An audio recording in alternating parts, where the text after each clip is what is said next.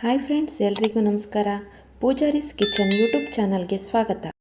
ಕೇವಲ 30 ನಿಮಿಷದಲ್ಲಿ ಗರಿಗರಿಯಾದ ಹೋಟೆಲ್ ಶೈಲಿಯ ಉದ್ದಿನ ವಡೆ ಹೇಗೆ ಮಾಡೋದು ಅಂತ ತೋರಿಸ್ಕೊಡ್ತೀನಿ. ನೀವೇನಾದರೂ ನನ್ನ ಚಾನಲ್ನ ಫಸ್ಟ್ ನೋಡ್ತಾ ಇದ್ದರೆ ಪ್ಲೀಸ್ ಸಬ್ಸ್ಕ್ರೈಬ್ ಮಾಡ್ಕೊಳ್ಳಿ. 1/4 kg ಆಗೋಷ್ಟು ಉದ್ದಿನಬೇಳೆನ ತೊಗೊಂಡಿದ್ದೀನಿ. ಸುಮಾರು 1 ಗಂಟೆ ನೆನೆಯೋಕ್ಕೆ ಬಿಟ್ಟಿದ್ದೆ. ಈಗ ಚೆನ್ನಾಗಿ ನೆಂದಿದೆ. 3-4 ಸಲ ಚೆನ್ನಾಗಿ ಕ್ಲೀನ್ ಮಾಡಿಕೊಂಡು ನೀರನ್ನು ಸಂಪೂರ್ಣವಾಗಿ ತೆಗೆದುಬಿಡಿ. ಈಗ ರುಬ್ಕೋಬೇಕು. ರುಬ್ಬೋಕ್ಕೆ ನೀರಿನ ಅವಶ್ಯಕತೆ ಬೇಕಾಗಲ್ಲ. ಉದ್ದಿನಬೇಳೆಲಿ ನೀರಿನ ಅಂಶ ಇರುತ್ತೆ, ಅಷ್ಟೇ ಸಾಕಾಗುತ್ತೆ.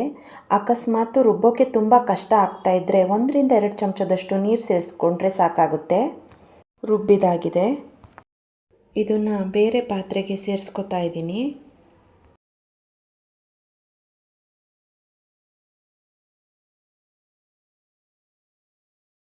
ರುಚಿಗೆ ತಕ್ಕಷ್ಟು ಉಪ್ಪು ಹಾಕೊಳ್ಳಿ. ನಾನಿಲ್ಲಿ ಅರ್ಧ ಚಮಚ ಹಾಕ್ಕೋತಾ ಇದ್ದೀನಿ. ಇದನ್ನು ಸುಮಾರು 5 ನಿಮಿಷ ಆದರೂ ಚೆನ್ನಾಗಿ ಮಿಕ್ಸ್ ಮಾಡಿಕೊಳ್ಬೇಕು.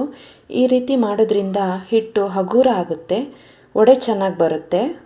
ಇದು ತುಂಬ ಮುಖ್ಯವಾಗಿರೋ ಸ್ಟೆಪ್ಪು. ಕಡಿಮೆ ಅಂದರೂ 5 ನಿಮಿಷ ಆದರೂ ಮಿಕ್ಸ್ ಮಾಡಿಕೊಳ್ಬೇಕು.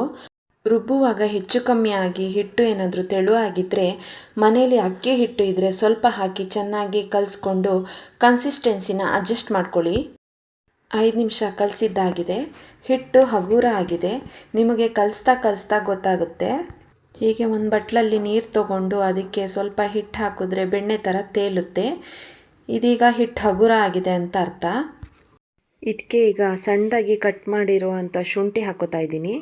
ಒಂದು 5-6 ಎಸ್ಲಾಗೋಷ್ಟು ಕರಿಬೇವು, 2 ಸಣ್ಣದಾಗಿ ಹೆಚ್ಕೊಂಡಿರುವಂತಹ ಹಸಿಮೆಣಸಿನ್ಕಾಯಿ, ಕುಟ್ಕೊಂಡಿರುವಂತಹ ಕಾಳುಮೆಣಸು, ಜೀರಿಗೆ 1 ಚಮಚ ಆಗುವಷ್ಟು. ಈ ಪದಾರ್ಥನೆಲ್ಲ ಹಾಕಿ ಚೆನ್ನಾಗಿ ಕಲಿಸ್ಕೊಳ್ಳಿ. ನಿಮಗೆ ತುಂಬಾ ಜಾಸ್ತಿ ಕ್ರಿಸ್ಪಿ ಬೇಕಂದರೆ ಅಡುಗೆ ಸೋಡಾನ ಸೇರಿಸ್ಕೊಳ್ಳಿ. ಈಗ ಎಣ್ಣೆ ಕಾಯಕ್ಕೆ ಇಟ್ಕೊಳ್ಳಿ.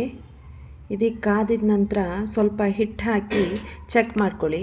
ಎಣ್ಣೆಗೆ ಹಾಕಿದ ತಕ್ಷಣ ಮೇಲೆ ಬರಬೇಕು.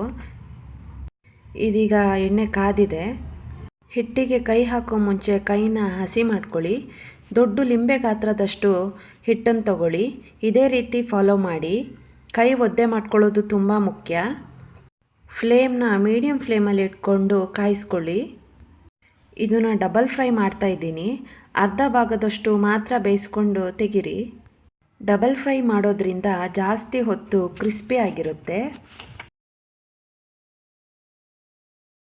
ಇದೀಗ ಈ ಥರ ಕಲರ್ ಚೇಂಜ್ ಆಗೋಕ್ಕೂ ಇದನ್ನ ಒಂದು ಪ್ಲೇಟಿಗೆ ತೆಗೆದಿಟ್ಕೊಳ್ಳೋಣ. ಸ್ವಲ್ಪ ಹೊತ್ತು ಆರೋಕ್ಕೆ ಬಿಡಿ. ಆರಿದ ಮೇಲೆ ಮತ್ತೆ ಬೇಯಿಸ್ಕೋಬೇಕು. ಇದೀಗ ಆರಿದ ಮೇಲೆ ಮತ್ತೆ ನಾನು ಹಾಕ್ತಾಯಿದ್ದೀನಿ. ಡಬಲ್ ಫ್ರೈ ಮಾಡೋದ್ರಿಂದ ಕ್ರಿಸ್ಪಿಯಾಗಿರುತ್ತೆ, ತಿನ್ನೋಕ್ಕೂ ಚೆನ್ನಾಗಿರುತ್ತೆ. ಇದನ್ನು ನೀವು ತುಂಬ ಹೊತ್ತು ಇಟ್ಟು ತಿನ್ಬೋದು. ಹೀಗೆ ಕಂದು ಬಣ್ಣ ಬರೋ ತನಕ ಚೆನ್ನಾಗಿ ಫ್ರೈ ಮಾಡಿ. ಈಗ ಪರ್ಫೆಕ್ಟ್ ಆಗಿದೆ. ಇದು ಚೆನ್ನಾಗಿ ಬೆಂದಿದೆ.